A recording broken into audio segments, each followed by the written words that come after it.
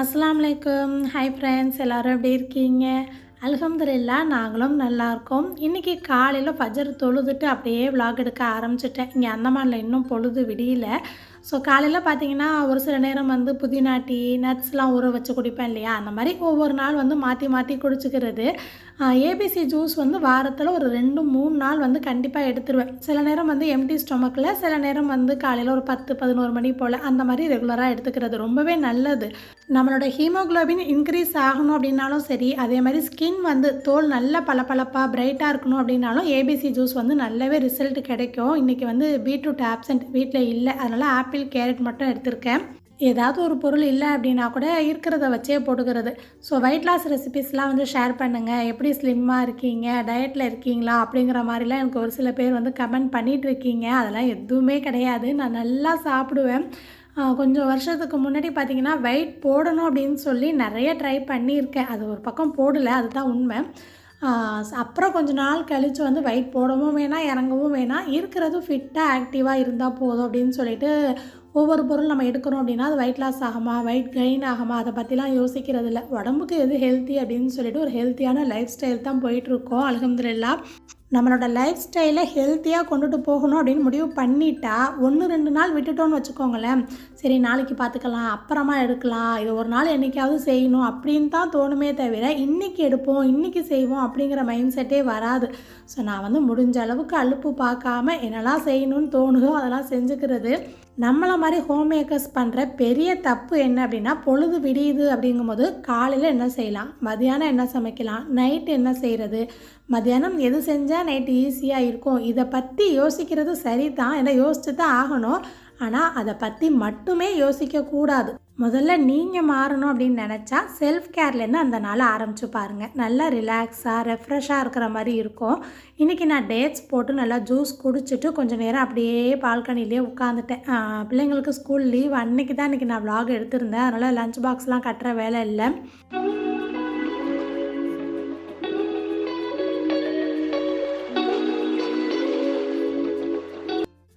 நம்ம ஏதாவது புதுசாக வெரைட்டியாக சமைக்கிறத விட மிச்சமான சாப்பாடு ஏதாவது இருக்கும்ல, அதை காலி பண்ணுற சாட்டிஸ்ஃபேக்ஷனே நமக்கு தனி தான். ஸோ முதல் நாள் நைட்டு ரொட்டி கொஞ்சம் இருந்துச்சு போட்டது. ஸோ அதுக்கு சைட் டிஷ்லாம் எல்லாமே காலி ஆயிடுச்சு.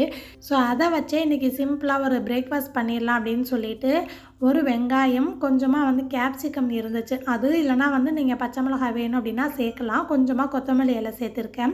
இதுக்கு பதில் இல்லைனா இது கூடவே நீங்கள் வேறு ஏதாவது காய்கறிலாம் சேர்க்கணும் அப்படின்னா கூட சேர்த்துக்கலாம், இன்னுமே ஹெல்த்தியாக இருக்கும்.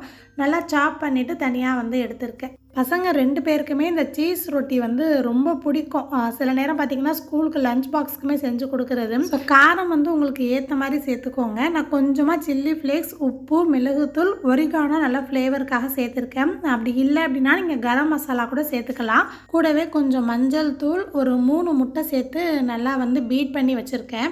ஸோ என் பசங்களுக்கு பார்த்தீங்கன்னா சீஸ் போட்டிருக்கேன் அப்படின்னு சொன்னால் போதும், அதில் காய்கறி இருக்கா, சாண்ட்விச்சா, ரொட்டியா அப்படின்லாம் ஆராய்ச்சியே பண்ண மாட்டாங்க. ஸோ அதனாலே கொஞ்சம் பார்த்து ஏதாவது ஹெல்த்தியாக கொடுக்குறது. இன்னுமே சில நேரம் பார்த்திங்கன்னா அந்த ஸ்நாக்ஸ்க்கெலாம் கொடுக்கும்போது அந்த ரொட்டி இருக்கும்ல, நிறைய காய்கறி போட்டு இதே மாதிரி செஞ்சு கொடுப்பேன். அது இன்னமும் நல்லாயிருக்கும். சிம்பிள் ஆனால் டேஸ்ட் ரொம்ப நல்லாயிருக்கும். இந்த மாதிரி ஆம்லேட் போட்டுட்டு அதுக்கு மேலே கொஞ்சம் சீஸ், அதுக்கு மேலே ஒரு ரொட்டி, அதுக்கப்புறம் பெரட்டி போட்டதுக்கப்புறம் கொஞ்சம் சீஸ், மறுபடியும் ஒரு ரொட்டி, ஒரு செட்டு சாப்பிடும் போதே நல்லா வயிறு நிறைஞ்ச மாதிரி இருக்கும். எங்கள் எல்லாருக்குமே ரொம்ப ஃபேவரேட், எப்போதுமே செய்வேன். சில நேரம் பார்த்திங்கன்னா நைட்லேயும் செஞ்சு கொடுப்பேன். சில நேரம் பார்த்திங்கன்னா இதே மாதிரி சப்பாத்தியை நல்லா பிச்சு போட்டு கொத்து பரோட்டா மாதிரி கொத்து சப்பாத்தி செய்கிறது.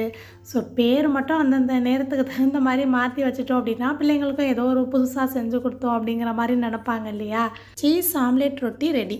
எல்லா நாளும் விழுந்து தான் சமைக்கணும் அப்படின்னு இல்லை. சில நேரம் பார்த்திங்கன்னா ரொம்ப சிம்பிளாக இருந்தாலும் டேஸ்ட்டாக ஹெல்த்தியாக பார்த்துக்கிறது. எனக்கு மட்டும் பார்த்திங்கன்னா ஒரு காஃபி குடித்தா நல்லாயிருக்கும் அப்படின்னு தோணுச்சு. நல்லா ஸ்ட்ராங்காக போட்டுக்குவேன். அந்த ஃப்ளேவர் எனக்கு ரொம்ப பிடிக்கும். காஃபி போட்டதுக்கப்புறம் லைட்டாக மேலேயும் போட்டுக்குவேன். நல்லா கசந்த மாதிரி குடித்தா தான் எனக்கு திருப்தியாக இருக்கும்.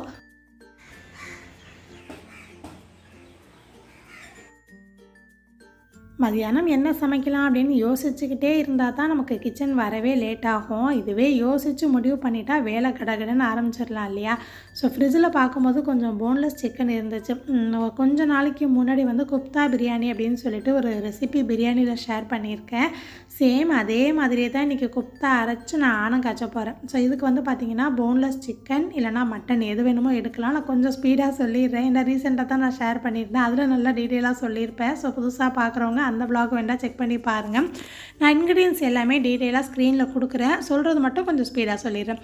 சிக்கன் மட்டன் எது வேணுமோ எடுத்துகிட்டு தண்ணியை நல்லா பிழிஞ்சிட்டு தண்ணி சேர்க்காமல் தனியாக அரைச்சி வச்சுக்கணும். மிக்ஸி ஜாரில் கொஞ்சமாக தேங்காய், ஒரு 7-8 சின்ன வெங்காயம், 3 பல்லு பூண்டு, கொஞ்சம் மல்லி இலை, புதினா இலை, 2 பச்சை மிளகா காரத்துக்கு ஏற்ற மாதிரி சேர்க்கலாம். மசாலா அப்படின்னு பார்த்தீங்கன்னா மஞ்சள் தூள், மிளகுத்தூள், ஜீரகத்தூள், கரம் மசாலா, கொஞ்சம் உப்பு, தண்ணி ரொம்ப கம்மியாக சேர்த்து நல்லா பேஸ்ட்டாக அரைச்சிடணும். நம்ம அரைச்சி வச்சுருந்த சிக்கனையுமே சேர்த்து ஒன்று சேர அரைச்சி வச்சிடலாம். நான் கொஞ்சம் தண்ணி அதிகமாக போனதுனால அதை அப்படியே தூக்கி ஃப்ரீசரில் வச்சுட்டேன், கொஞ்சம் கெட்டியாகி வரும் அப்படின்னு. அப்படி இல்லைன்னா நீங்கள் பொட்டுக்கடலை தூள் கூட கொஞ்சம் 2 டேபிள் ஸ்பூன் சேர்த்துக்கலாம், அதுவுமே நல்லா திக்னஸ் ஆகி வந்துடும். முதல் நாளே அரைச்சி வச்சுட்டா கூட மறுநாள் நமக்கு ஆனம் காய்ச்ச ஈஸியாக இருக்கும். இவ்வளோ மெனக்கெடணுமா அப்படின்னு ஒரு சிஸ்டர் கூட கமெண்டில் கேட்டிருந்தாங்க. எதுவுமே ஆரம்பிக்கிறதுக்கு முன்னாடியே கஷ்டம்னு நினைக்காம ட்ரை பண்ணி பார்த்துட்டு அது எப்படி இருக்குதுன்னு யோசிக்கணும், சொல்லணும். ஸோ கண்டிப்பாக வந்து ட்ரை பண்ணி பாருங்கள், ரொம்பவே நல்லாயிருக்கும். பிள்ளைங்களுக்கு ரொம்ப பிடிக்கும்.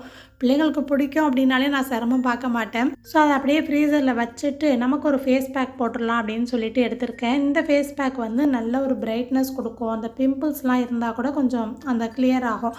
ஸோ அதுக்கு வந்து ஆலோவேரா ஜெல், கொஞ்சம் ரோஸ் வாட்டர், கூடவே கொஞ்சம் தேங்காய் எண்ணெய். என்கிட்ட வந்து செக்கு எண்ணெய் இல்லை, அதனால் நான் பேராஷூட் தான் சேர்த்துருக்கேன். ஒரு 3-4 ட்ராப்ஸ் மாதிரி சேர்த்தா போதும்.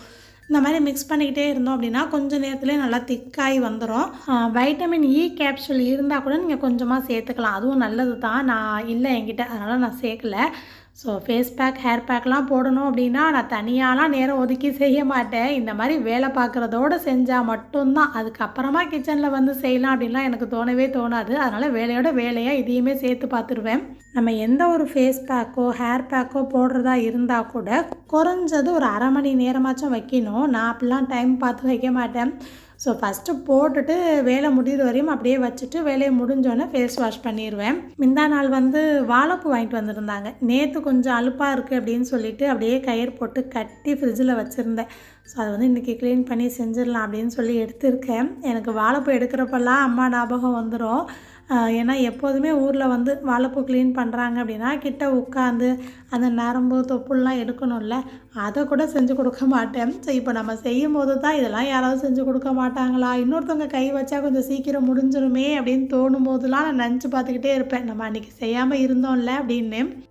சரி என்ன பண்ணுறது அப்படின்னு சொல்லிட்டு அதுக்காக வாங்காமலும் இருக்க முடியாது இல்லையா. சில நேரம் பார்த்திங்கன்னா கீழ் வீட்டில் எடுத்துகிட்டு போயிடுவேன். அங்கே வந்து கீழ் வீட்டில் அம்மா வந்து எனக்கு கொஞ்சம் கூட ஹெல்ப் பண்ணுவாங்க. எல்லா நாளும் போக முடியாது அப்படின்னு சொல்லிட்டு ஒரு சில நேரம் நானே வந்து செய்கிறது. செஞ்சு தானே ஆகணும், வேறு வழி இல்லை அப்படிங்கிற மாதிரி. ஸோ வாழைப்பூ வந்து கட் பண்ணி போடும்போது அரிசி களைஞ்ச தண்ணி கூடவே கொஞ்சம் தயிர், கல்லுப்பு போட்டோம் அப்படின்னா நமக்கு அந்த கலர் கருத்து போகாமல் இருக்கும். ஸோ நான் அந்த மாதிரி தண்ணியில் தான் போட்டு வைப்பேன். அப்படியே கையோட கொஞ்சம் சின்ன வெங்காயம், கீரை எல்லாமே உருவி எடுத்துகிட்டு வந்துட்டேன். குப்தா வந்து அரைச்சி ஃப்ரீசரில் வச்சுருந்தோம் இல்லையா, அதையுமே கொஞ்சம் எடுத்து வெளியில் வச்சுருக்கேன். நல்லாவே இறுகிருச்சு. புளி ஊற போட்டிருக்கேன். இன்றைக்கி எனக்கு ரொம்ப பிடிச்ச லஞ்ச் காம்போ தான் இந்த குப்தா ஆனம். வந்து 2 மெத்தடில் வைப்பாங்க. ஒன்று புளி சேர்த்து புளியான மாதிரி, இன்னொன்று வந்து பார்த்திங்கன்னா கரியான மாதிரி தாளித்து வைக்கிறது. எனக்கு வந்து இந்த கரியான மாதிரி பிடிக்காது. புளியானத்தில் தான் நல்லா புளிப்புலாம் ஏறி ஒசாராக இருக்கிற மாதிரி இருக்கும். ஸோ இன்றைக்கி அந்த காம்போவில் தான் செய்ய போகிறோம். புளி நல்லா கரைச்சி எடுத்துக்கிட்டு மஞ்சள் தூள், கொஞ்சமாக ஜீரகத்தூள், கொத்தமல்லி தூள் சேர்த்துருக்கேன்.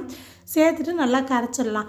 இந்த குப்தா ஆனத்துக்கு பார்த்திங்கன்னா கொஞ்சம் அந்த தண்ணி போல் தான் இருக்கணும் ஆனம். ஏன்னா வந்து குப்தா வந்து நல்லா அந்த ஆனத்தெல்லாம் இழுத்துரும். ஸோ அதனால் ரொம்ப கெட்டியாக வைக்கக்கூடாது. அரைச்சி வச்சுருந்த தேங்காய் பேஸ்ட்டுமே சேர்த்து நல்லா மிக்ஸ் பண்ணி வச்சுட்டேன். கொஞ்சமாக உப்பு சேர்த்து அப்படியே மிக்ஸ் பண்ணியாச்சு. ஸோ இந்த பக்கம் சின்ன வெங்காயம் முறித்து வச்சுருந்தோம்ல, அதுலேருந்து ஒரு 7-8 சின்ன வெங்காயத்தை இந்த மாதிரி இஞ்சிக்கல்லில் போட்டு நல்லா இடித்து எடுத்திருக்கேன். ஸோ நல்லா வெங்காயம் இடித்ததுக்கப்புறம் ஒரு கடாயில் தாளிப்புக்கு நல்லெண்ணெய். ஏன்னா புளியானத்துக்கு எப்போதுமே நல்லெண்ணெய் சேர்க்கும் போது ஃப்ளேவர் நல்லாயிருக்கும். தாளிப்பு கருவிடகம் இருக்குது இல்லையா, ஸோ அதுலேருந்து கொஞ்சமாக சேர்த்துருக்கேன். நல்லா பொரிஞ்சதுக்கப்புறம் நம்ம இடித்து வச்சுருந்த சின்ன வெங்காயம், கருவேப்பிலை 2மே சேர்த்துக்கலாம். உங்கள்ட்ட தாளிப்பு வடகம் இல்லை அப்படின்னா கொஞ்சம் வெந்தயம், ஜீரகம், கடுகு அந்த மாதிரி சேர்த்துக்கோங்க. ஸோ பச்சை மிளகா 2 சேர்த்து நல்லா அந்த கலர் மாறுற வரையும் வதக்கிடலாம். 2 சின்ன சைஸ் தக்காளி, கொஞ்சமாக உப்பு சேர்த்து தக்காளி நல்லா மசிஞ்சு குழஞ்சு வர்ற வரையும் வதக்கிக்கலாம். நான் 2 முருங்கைக்காய், 1 கத்திரிக்காய் சேர்த்துருக்கேன். புளியானத்தில் கத்திரிக்காய், முருங்கைக்காய் சேர்க்கும் போது அதோடய ஃப்ளேவர் செம்ம சூப்பராக இருக்கும். எனக்கு ரொம்ப பிடிக்கும். ஸோ அதையுமே சேர்த்து நல்லா வதக்குனதுக்கப்புறம் ஒரு 1/2 டீஸ்பூன் அளவுக்கு இஞ்சி பூண்டு பேஸ்ட்டு சேர்த்துட்டு அதையும் வதக்கிட்டு ஒரு 10 நிமிஷத்துக்கு அப்படியே எண்ணெயிலே வதங்கி வரட்டும். மூடி வச்சுட்டு நல்லா அந்த எண்ணெய்லாம் பிரிஞ்சு வந்ததுக்கப்புறம் காரத்துக்கு ஏற்ற மாதிரி மிளகாய்த்தூள் நான் 1 டேபிள் ஸ்பூன் ஃபுல்லாக சேர்த்துருக்கேன். மிளகாய்த்தூளோட பச்சை வடை போனதுக்கப்புறம் நம்ம கூட்டி வச்சுருக்கோம் இல்லையா புளி தண்ணியில், ஸோ அந்த மசாலாவையும் சேர்த்துட்டு ஒரு 20 நிமிஷத்துக்கு அப்படியே கொதிக்க விட்டுருங்க. அப்போ தான் மசாலாவோட பச்சை வடை போகும். ஸோ இந்த பக்கம் பார்த்தீங்கன்னா ஒரு கைப்பிடி அளவுக்கு துவரம்பருப்பு, ஒரு கைப்பிடி பாசிப்பருப்பு. ஸோ நான் எப்படி வாழைப்பூ கூட்டு செய்வேன் அப்படின்னு சொல்கிறேன். இதே மாதிரி தான் செய்வீங்களா இல்லை வேறு மெத்தடில் செய்வீங்களா அப்படின்னு கண்டிப்பாக கமெண்ட்டில் சொல்லுங்கள். எனக்கு இந்த ஒரு மெத்தட் தான் அம்மா சொல்லி கொடுத்தது தெரியும்.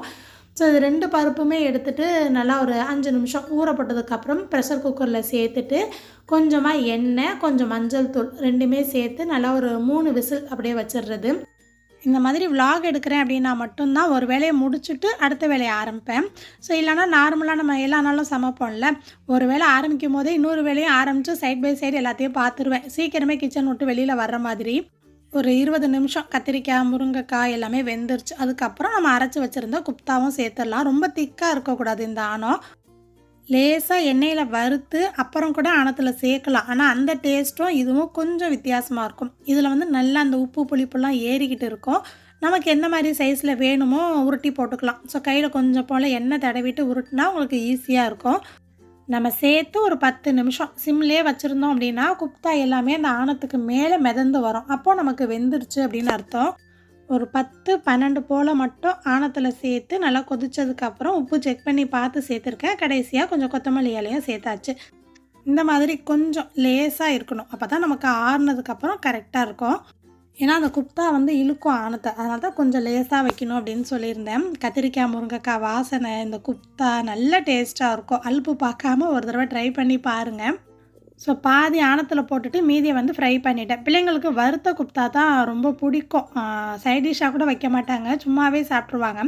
சில பேர் வந்து இந்த மாதிரி கோலா உருண்டை அப்படின்னு சொல்லிட்டு வெங்காயம், மல்லி இலை, கருவேப்பிலை எல்லாத்தையும் கட் பண்ணி சேர்ப்பாங்க. ஆனால் நாங்கள் அரைச்சி தான் சேர்ப்போம். இது இன்னுமே நல்லாயிருக்கும். சிக்கன் விட மட்டனில் செஞ்சால் இன்னும் டேஸ்ட்டாக ஃப்ளேவராக இருக்கும். இங்கே அந்தமானில் அந்தளவுக்கு மட்டன் நல்லா இருக்காது. அதனால தான் வந்து நான் சிக்கனில் செஞ்சு காட்டியிருக்கேன். இன்ஷால்லாம் முடிஞ்சால் நான் ஒரு நாள் மட்டனில் செஞ்சு காட்டுறேன். அதுவும் இதே மெத்தடில் தான் செய்யணும். ஸோ கறி அதிகமாக, தேங்காய் கம்மியாக சேர்த்துக்கோங்க, நல்லாயிருக்கும்.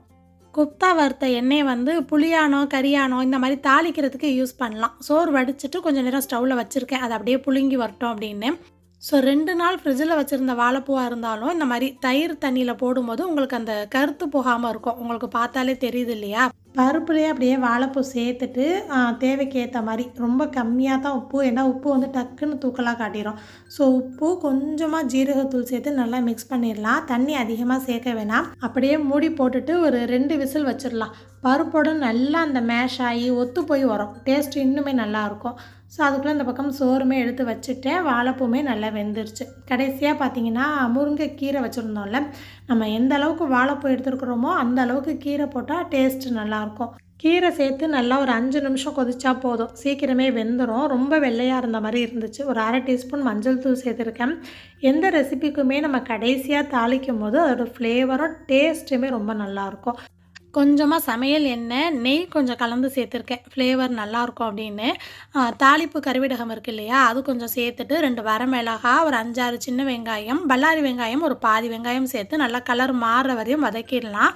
காரத்துக்கு கொஞ்சமாக ஒரு 1/2 டீஸ்பூன் அளவுக்கு மிளகாய்த்தூள், ரொம்ப அதிகமாக சேர்க்க தேவையில்லை. ஸோ சேர்த்து அதையுமே நல்லா அந்த பச்சை வடை போனதுக்கப்புறம் நம்ம வேக வச்சுருந்த வாழைப்பூல சேர்த்துடலாம். முன்னாடிலாம் புளிக்குழம்பு அதிகமாக செய்ய மாட்டேன், ஏன்னா இவங்களுக்கு அந்தளவுக்கு பிடிக்காது. ஸோ இப்படியே விட்டுட்டோம் அப்படின்னா பிள்ளைங்களுக்கும் பழக்கம் இல்லாமல் போயிடும் இல்லையா. ஆனால் எனக்கு ரொம்ப பிடிக்கும், அதனால் வாரத்தில் ஒரு நாள் கண்டிப்பாக செய்வேன் அப்படின்னு சொல்லியிருக்கேன். ஸோ கடைசியாக ஒரு 1/2 டீஸ்பூன் நெய் சேர்த்துருக்கேன், நல்லாயிருக்கும் அப்படின்னு. இவங்க வந்து சாப்பாட்லேயும் போட்டு பெரட்டி சாப்பிடுவாங்க, அதுக்கு ஏற்ற மாதிரி நான் வச்சுருக்கேன். சிம்பிள் ஆனால் ஹெல்த்தியான லஞ்ச் காம்போ. எனக்கு இந்த மாதிரி காம்பினேஷன்லாம் ரொம்ப பிடிக்கும். ஸோ இன்றைக்கி ஒரு குட்டி விலாக் தான் இதோட முடியுது. என்ன நினைக்கிறீங்க அப்படிங்கிறத கண்டிப்பாக எனக்கு கமெண்ட் பண்ணி சொல்லுங்கள். ஃபஸ்ட் டைம் பார்க்குறவங்க சப்ஸ்கிரைப் பண்ணி எனக்கும் சப்போர்ட் பண்ணுங்கள். வீடியோ ஃபுல்லாக பார்த்த உங்களுக்கு தேங்க்யூ.